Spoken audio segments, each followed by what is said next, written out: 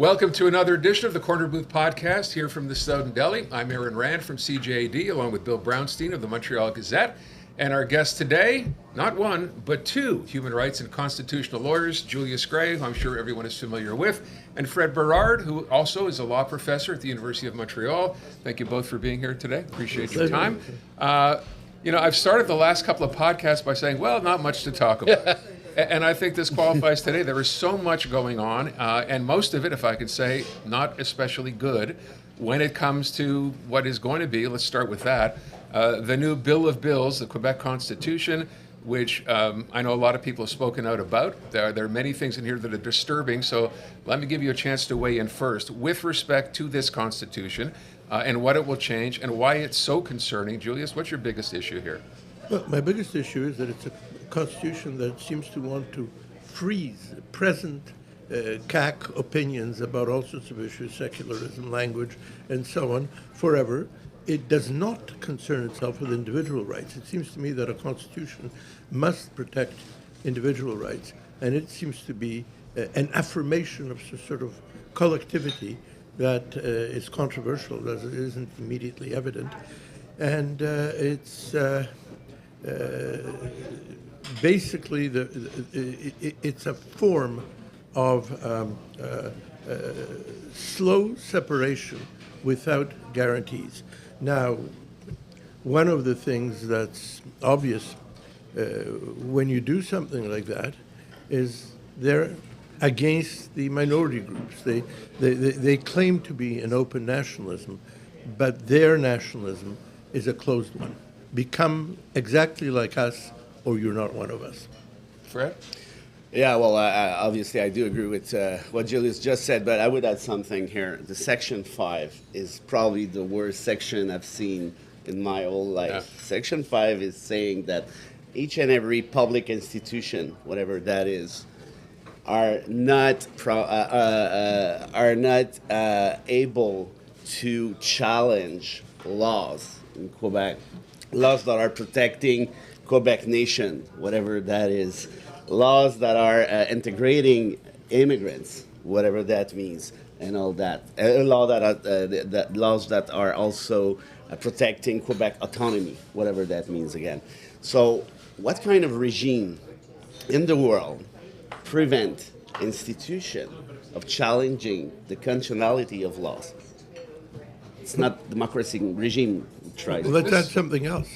The average person cannot afford legal things. That's the truth, not just for Quebec, but all of North America, perhaps Europe too.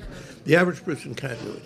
And if you look at cases where Quebec laws have been successfully challenged, very often it was the school board or the university or the municipality or some Quebec institution, the hospitals and so on. By saying no challenges, they're basically making it impossible for an individual to challenge Quebec. Yeah, because unless you're wealthy, in which exactly. case you can spend your own money. Yes, but even with that, if you take a look to the definition of institution here, I mean, it says each and every institution that is using public fund according to the law. That means university. University, CEGEP, and also unions. Right. Yes. And I have a conflict of interest here. I'm the lawyer representing the interests of FAE, Fédération Autonome d'Enseignement du Québec. We're challenging the use of the notwithstanding clause in Bill 21. We're going to Supreme Court. We know that the gouvernement Legault is always against FAE and all that. So this is clearly a provision where our government is saying to the union, you cannot challenge our bills. I mean, but here the again, government is clearly anti-union anyway. It's got a law reducing the powers of union. It's a government that's reducing the rights of tenants as opposed to landlords. It's a government that is attacking the English minority. It's attacking the immigrants. What we have is a clear authoritarian right-wing government. And one of the problems with the myths of Quebec nationalism, it's never right-wing. We're always centrist, open, etc. The CAQ, I'm not attacking Quebec or anybody like that, the CAQ is a right-wing nationalist government. Yeah. To my mind, Fred, we're slipping into Duplessis times almost. This is what we're seeing now, which was very, very right wing. It's cool you mention it, but I think that the CAQ is going even more further than Duplessis, because Duplessis never thought about preventing people. He was only concerned about Jehovah's Witnesses. Yeah, but they never thought about preventing people from challenging their bill. True. Think about it. Yeah. So it's the first for Quebec. It's a very sad day, in my opinion, even though it doesn't pass, even though they decide to remove that section. For me, I mean, there's no big deal. They think about the fact that it could be a good idea to prevent people from challenging their bills, which is crazy. He never actually tried to prevent Jehovah's Witnesses from praying or from going door to door. He tried to close the restaurant. Yeah, right, exactly. Yeah. Let's be clear, I'm not defending Duplessis here, okay? But I'm saying that it goes so far that no democratic regime acts like that. No one in the world. Well, you were suggesting that this is the most right-wing government ever. This is the most autocratic government we're like facing. in Canada for sure. This government is a government of right-wing nationalism. I suppose it reflects the government in power in Washington right now. It's that sort of right-wing nationalism. Right. Well, it's that whole description of authoritarian. All of a sudden, the government is the final authority here. Even if you could challenge, I believe there's a clause in this Constitution, there would be inspectors who would be able to go out and say, we understand you're thinking of challenging this rule. It's for Bill 2. It's for the doctor. It's about dissent. It's crazy. Yeah. And it's worse than that. In Bill 2, they're mentioning there's a section, a precise section saying to university, we're going to cut your funding if you're not providing us with a list of everyone within your institution that want to protest against the same bill. But Bill 2. to speak it's crazy. of freedom of expression is taking a hit everywhere. The federal government is trying to pass a law broadening the definition of hate to such an extent that you're going to hesitate about if you want to say that a Palestinian family is allowed to live. You're going to hesitate about saying it because the definition of hate has become so broad. But Quebec's things go so far that I think very few right-wing governments. I don't think Mrs. Giorgia Meloni has gone that far in Italy. I don't think it's extraordinary, and there is a warning there for people who think they're progressive separatists. I understand them. They have noble impulses.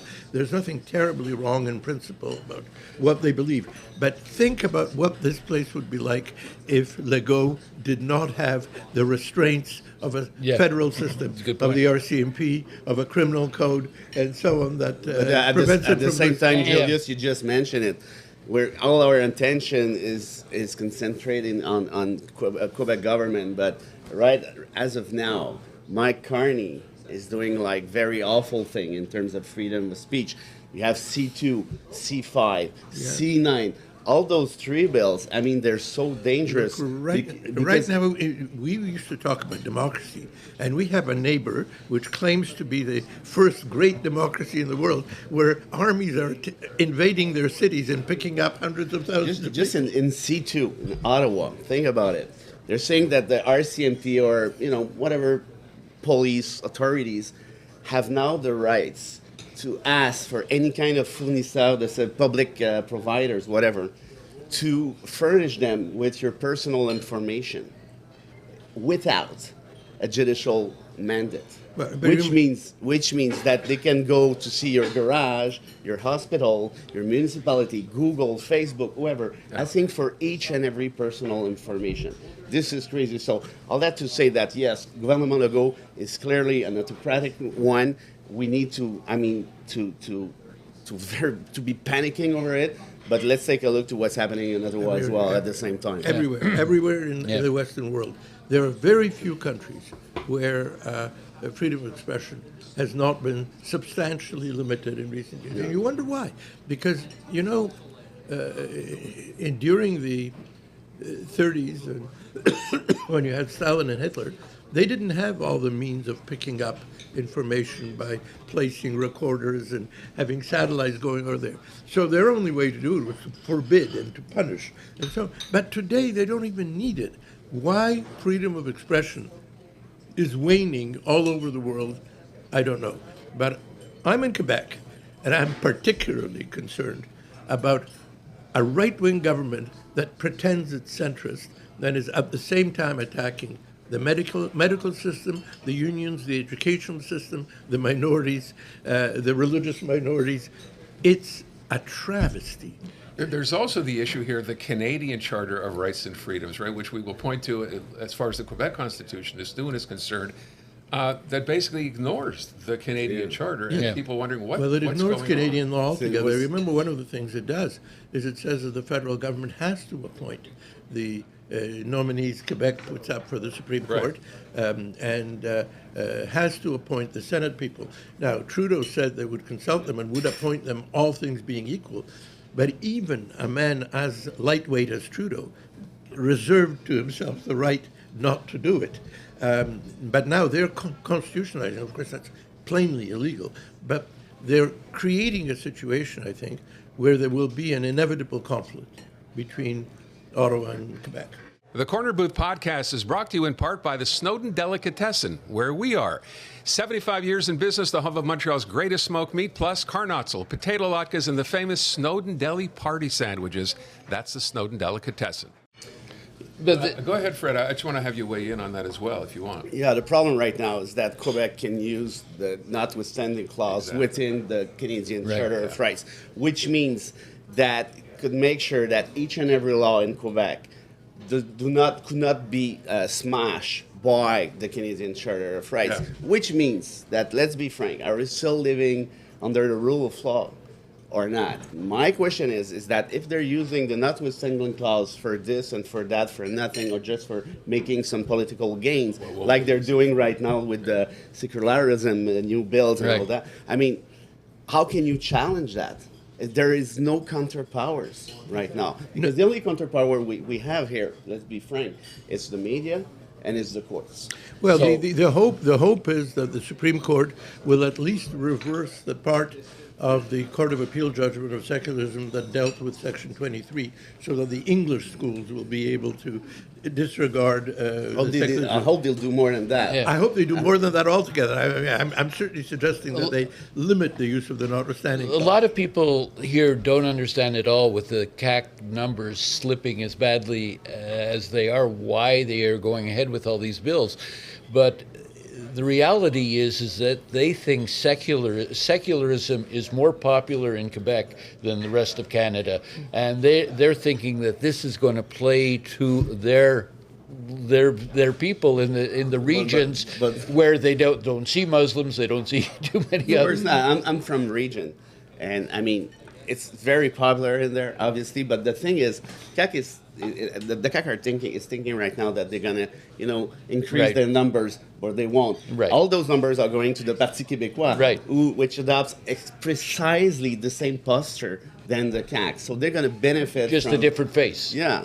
But the other thing, of course, is that secularism is so incredibly popular in places where they've never seen a Muslim. Well, that's my point. Those people who see Muslims every day know that they're good citizens like everybody else. It's the people who have never seen a Muslim who think that Quebec is saving them from wife beating. Charles Desjardins, one of our greatest singers, was used to say, "Les Arabes, moins t'en connais, plus tu en as peur."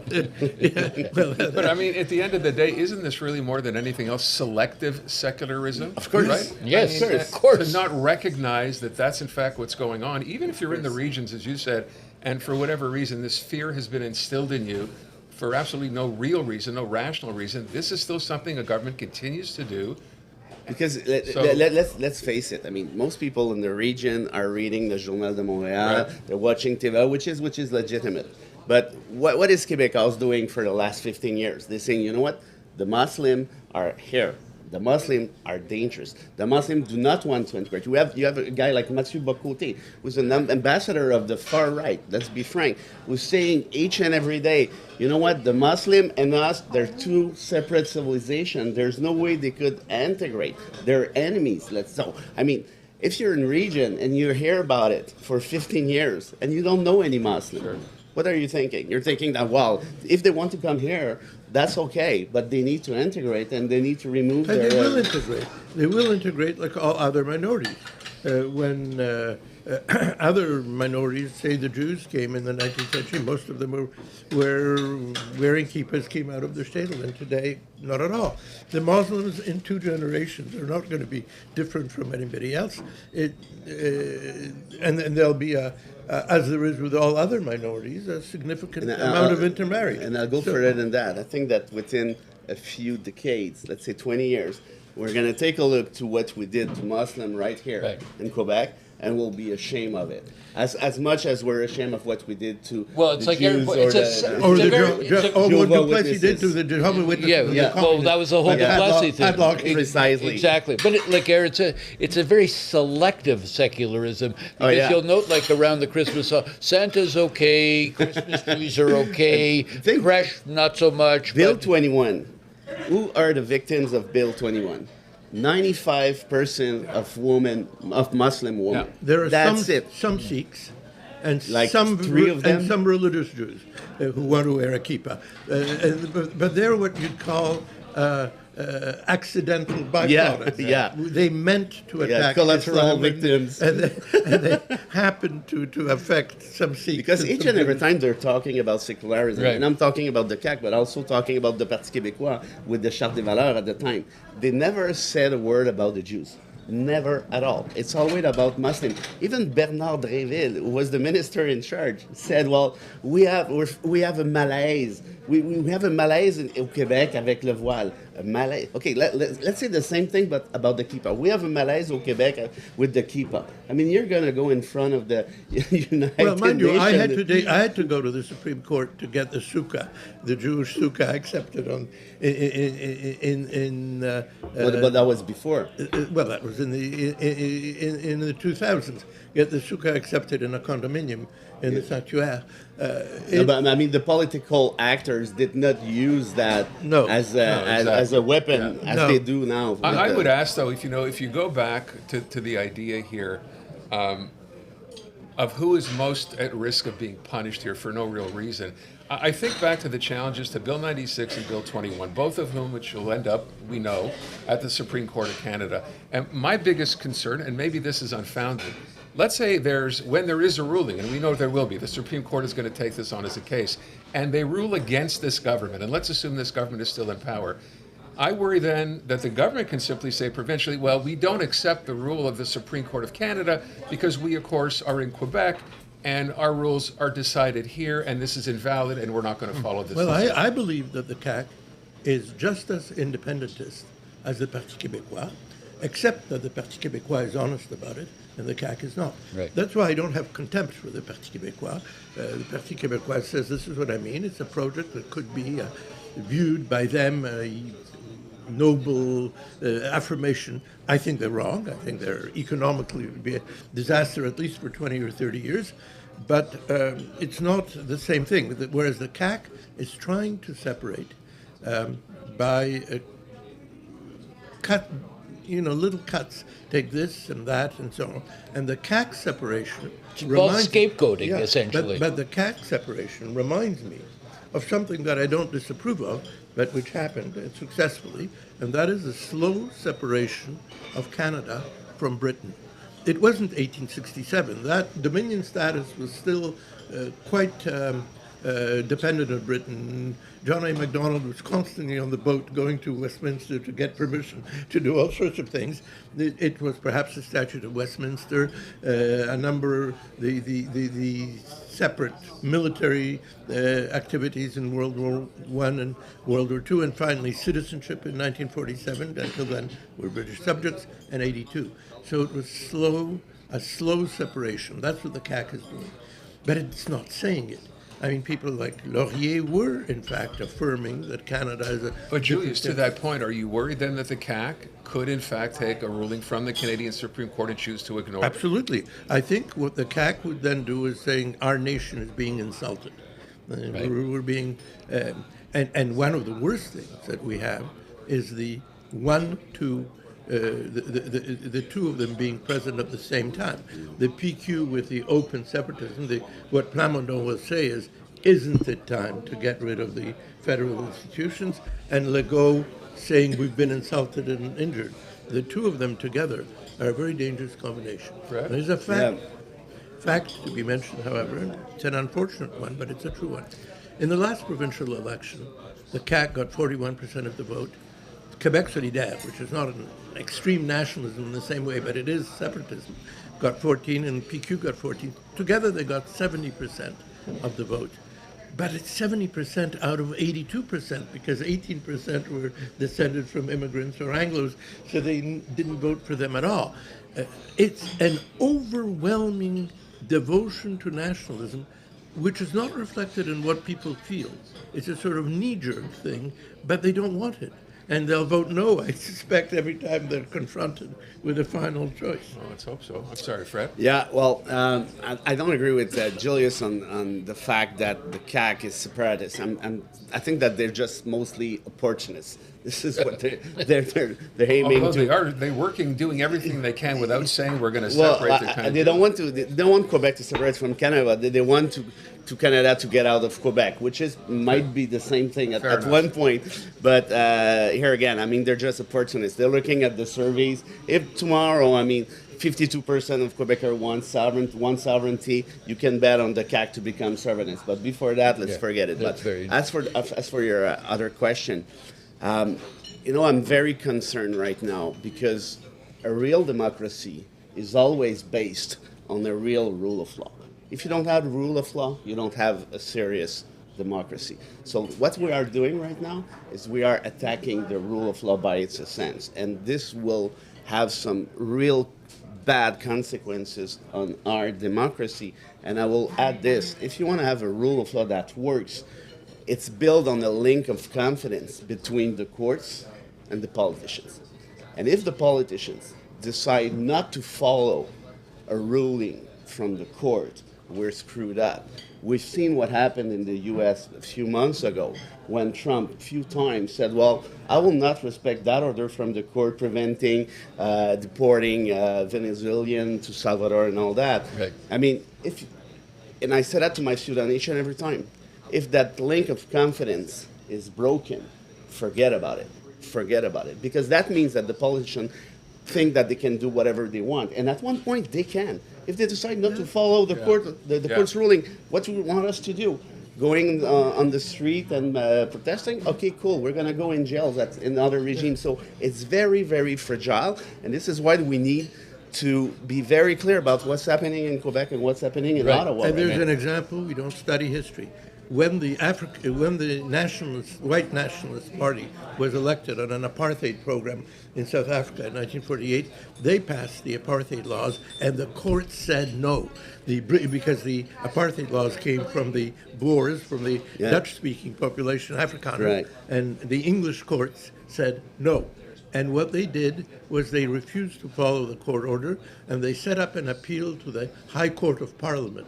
Yeah. And Parliament, with their majority, passed the apartheid laws, and then we had 40 years of apartheid.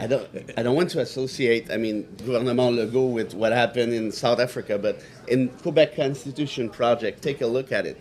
There is a constitutional committee, court, whatever that is, who can study the constitutionality of laws. But Gouvernement Legault, Quebec government, will nominate each and every member of it, first of all. Second of all, the public cannot ask them for their opinion. So it's going to be like a bit like you said, like some kind of parliamentarian committee being very complacent, saying, no big deal. I don't see any violation. By the government. It's not a question of comparing Quebec to apartheid, or for instance, mentioning that Stalin had a very liberal constitution, freedom of speech, freedom of association. No, I was not saying that you did compare them. I'm just saying that I don't want to compare them. We don't. I'm not comparing the two at the present, but I think it is important to know history and to know that without effective judicial review, power is always abused. I say when you give somebody power, he ends up abusing it. Of course. Power corrupts. And absolute power corrupts. Absolutely. And that's what we're looking at. But the sad reality here on a local level is, with the Quebec Liberals having shot themselves in the foot and imploding, it's not going to get any better. Like, there won't be any opposition as such, like the PQ gets in or the CAQ, well, CAQ is not getting in. It's not going to change. It's not going to be better. It's very smart comment, and that's my biggest concern right now. I mean, we hate the CAQ. We all right, all good. But what's next?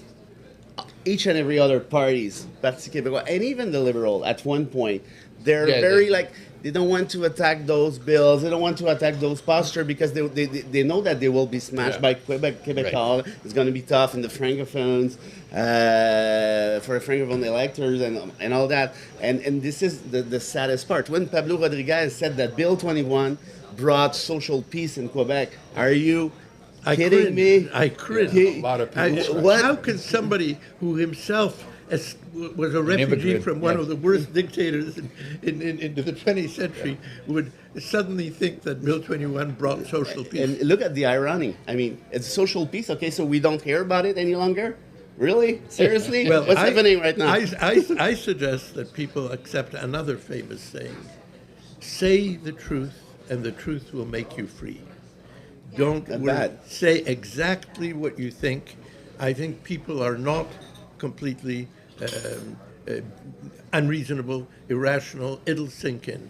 Say it, and as long as you're saying it, it has its effect. But we need the media to go on our side. It's very funny you say that. When we talked to Paul St. Pierre Plamondon on this podcast a week ago, and he laid out his plan in the Blue Book for Quebec as a sovereign country, he said the truth is, because in his mind, that Blue Book and every element in it is his truth. When in fact, there's nothing but speculation there, because nobody knows how the future will play out if and when Quebec became separate.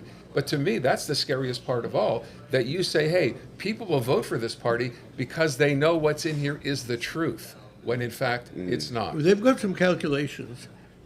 I think both sides have said things that are untrue. And Pierre Trudeau corrected it once. He said independent Quebec would not be the end of the world. He was right. Sooner or later, there would be prosperity. There would be a new equilibrium that would be reached. What they forget is sooner or later. I think it's not that Quebec is not viable, but it's that it would take 20, 30 years of chaos. So let's put ourselves in the shoes of somebody who is towards the end of his career, 55 right now, has put in his RSPs. Do you want 30 years of chaos for something that will not necessarily be better? It might, sooner or later, will stabilize. And that's... it's a big risk. Yeah. It's a big risk. It's something that people don't want. And both sides, those who say Quebec could never live, and those who say that Quebec will be great, it'll be better. And Plamondon's been saying we'll do better by getting rid of federal. It's nonsense. People don't debate anymore. They affirm their dogmatic positions. And if you ever try to debate the Middle East with the two sides, you'll see that they don't. Yeah. So looking into a crystal ball, let's say a year or so from now after the next provincial, what do you foresee? Me? Yeah. It's hard to tell. I mean... Wait, are you saying you don't foresee an Eric Duhem conservative government for Quebec? Not as of now, but Mind you. I'm not saying he's out of the picture completely. He's never been out, but he's never because been in. we discussed it a few minutes ago. There's this very strong conservative movement each and everywhere in Occident. And Éric Duhem is just surfing on that. And look at the Parti Québécois. We don't talk much about it, but the Parti Québécois is turning right not only on identity issues, but also economically speaking. They just decided to withdraw all the posture of Parizeau and Landry with the government that intervene within the economy and all that. And they don't talk any longer about environment. They don't talk any longer about social justice. They're talking about immigrants. They're talking about Ottawa, and they're talking about how can we put money in your pocket. And the PLC is doing the same thing. They're moving to the right from all positions that say Trudeau father. I don't think Trudeau son had any positions at all, but Trudeau father had certain progressive positions, and they're turning away from them. But what I foresee as possible is if Duhem gains, say, 4 or 5 seats in Quebec City and maybe 1 or 2 somewhere else, there could be a minority government, in which case there would be a government of the Liberals and Duhem. But it seemed very possible until the liberal debacle. But Duhem shares a lot of the similar thinking in terms of immigration and. But you know what? Duhem is, in my opinion, does not go as far as the Parti Québécois. He's more like on economy and fiscality, which is not. I don't agree with this because I'm a left-wing guy, but he's not going against the Muslim that much. He's not going against immigration that much, contrary to the Parti Québécois. It's great that we have to add that much every time we talk about that much. So that says it all. Look, in a world which is going to the right very, very quickly, where you can't exclude the possibility of the National Front in power in France, of Mr. Farage in power in England. I think Germany's still feeling too guilty, so they probably won't elect a far-right government. But in that type of world, Canada, which is usually a little less extreme, is still moving in the same direction. Big time. But the CAQ is a particular example of hypocrisy of a government that claims to be centrist, to be so progressive, to be inclusive, when every day you pick up the paper and you are worried about what they've come up with now. we have to wrap up. I would ask, I'm not sure if it's fair, as a message for people who watch this, with respect specifically to the Quebec Constitution and what is in here that is so worrisome and potentially dangerous, what's the message to people who are hearing about this or finding out about it for the first time? Well, the message is we'll challenge it. You should be working on challenging it, contributing it to the people who will be challenging. I expect fully to be working on challenging this new constitution. I think much of it is clearly unconstitutional, and we have to fight. And the real message is, don't worry. Say the truth as you see it, and it'll work. Fred? I agree with what Julius said, obviously, but I would add this. I mean, we need to fight on the legal standpoint. That's obvious, but we also need to say to this government and speak out loud. We don't want that type of society. We are a democratic regime. We like our democratic regime. We like the society we built for the last decades. And this is the dream that we had that is vanishing right now because of that, right-wing movement, far-right movement. And this is not what Quebec is all about. The Constitution is supposed to gather people together, decide what kind of values we have, and this is not what we're doing as we speak. And hopefully, at one point, I think something's going to happen good, but it's going to take... For sure, you guys are going to be very busy. Yeah, that's going to be fun. We're going to be fun. Gentlemen, I want to thank you both. Julius, Gray. Thank you very Bérard, much. Thank you so much for being with us. That wraps up this edition of the Corner Booth Podcast. We'll see you again soon.